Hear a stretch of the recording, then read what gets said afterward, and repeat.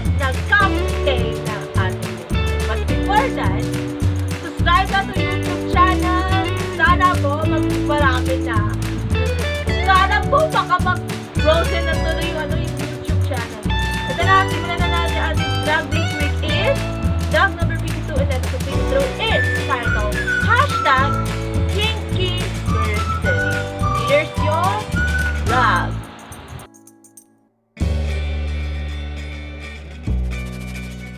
Wala na dahil 1 year na ang pagka-injure ni Kim Fajardo. Is a 3-time champion sa UAP and PSL champion for F2 Logistics. Ang nangyari po dyan is pinky finger injury. So yung babaliban yan. February 26, 2019, Kim Fajardo and the F2 Logistics will play. And this will start the movie Arrival from the Arrival from Thailand. From Thailand na, February 25, 26 naglaro na.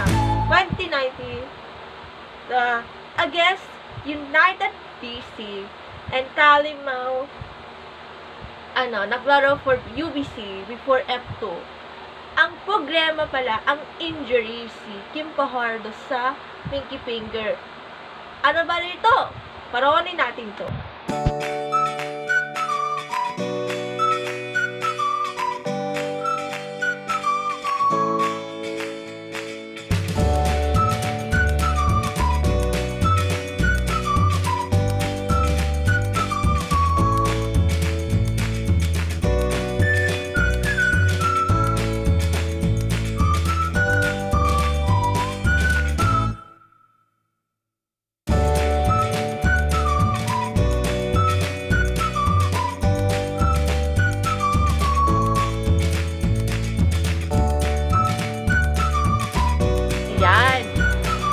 Nabalian yung injury ni Fajardo dahil sa block as hand for Talimao dahil nag-boy for UBC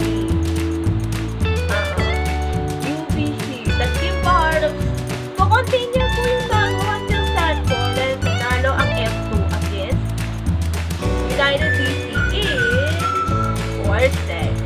Set 1 UBC, set 2 for Then, set 1 is 27, 2019, Kim Fajardo ng X-ray shows na may problema sa na-fracture pala sa pinky finger. And then, ang problema nandyan is hindi ka naglaro dahil gusto ko mag-surgery. Pero on February 28, 2019, will not play. Kim Fajardo will not play against London Tornado. F2 Logistics. Nag-injure. Then, mga kaalaman, kulungkot ako na hindi po nalaro si Kim Fajardo. Here is your, kung pray lang ay pag may time. Okay? Don't be judgmental. Sabi, bawal judgmental na Itbulaga. Ayan. Kaya, panoorin natin yung post sa ating susunod na ating dahil naman sa picture naman.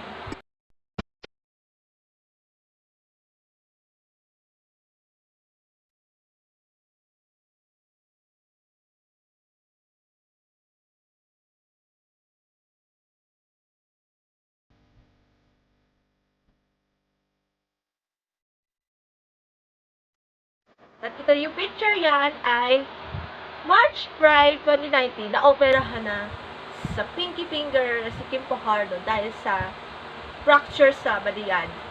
Ay, hashtag hope for Kimmy last year. Ayun, hashtag Kinky Birthday. That, in the picture number 2 is Kim Fajardo's, nakita yung picture na may parang nagdugo-duguan. Parang, yan yung ang nakalagay mo, color white. Yung picture number 3 natin, nakalagay na screw. Parang hammer. Or parang carpenter.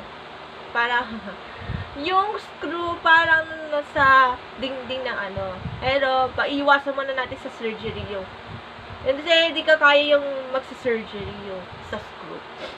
Picture number 4 is, naka-stitches na yung ating si Kim Fajardo, yung sa pinky finger, yung stitches, yung tali-talian, yung parang sewing machine. And lastly, picture number 5 is, yung nakalagay siya ng parang handicraft ng crystal finger. Yan ang tawag dyan ay pinky finger something. Okay. Kung gusto ko mag-laro, we will not play for 5 months. From February 28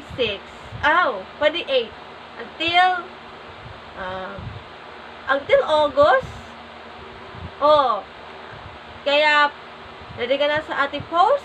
Number 1. Ay, yung picture number 1. Panoorin natin.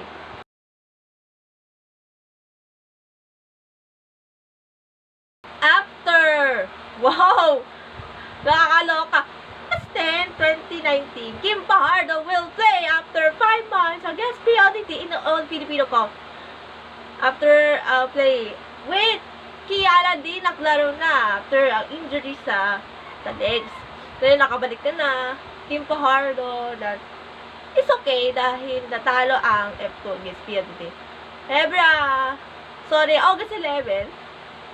August 11 po ay natanggap ng medical certificate or medical clearance ni Kim Fajardo. Nalaro na siya sa next week. Ano yung signal? And nangyari po kay Kalay Mao na Ingleserang babae na singer, nakikiss yung pinky finger ni Ate Kiwi. Kiss your pinky finger.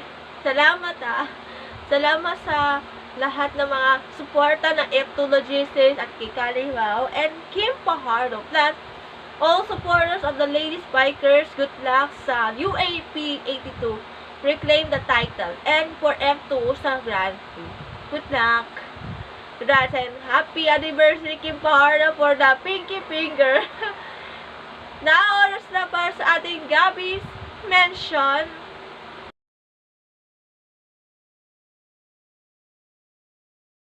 Sa ating mention dahil dyan, last Monday ay ang ginanap ng Mac Maker Night kung saan May Mendoza will be endorse this and the new collection na yung isa now available on the online shoppers and stores sa malls or mga ganun.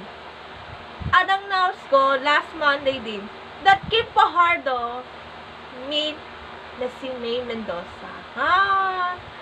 Sobrang saya dahil nang meet na si May Mendoza kay Kim Fajardo. Kaso, hindi po siya naka-picture.